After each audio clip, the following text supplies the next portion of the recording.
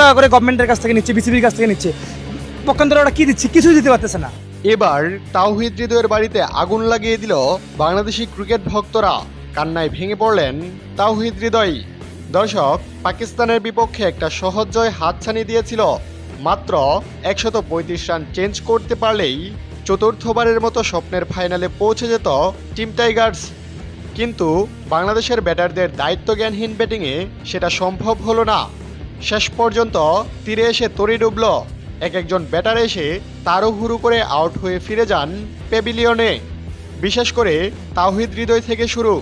এমন গুরুত্বপূর্ণ ম্যাচে একটা বাজে শট খেলে রীতিমতো ব্যর্থ হয়ে দলকে কঠিন বিপদের মুখে ফেলে যান এ ব্যাটার। এরপর থেকে বাংলাদেশি আবেগী ক্রিকেট প্রেমীদের ট্রলের শিকার হন হৃদয়। ভক্ত সমর্থকেরা রীতিমতো কুপ জারেন তার উপর।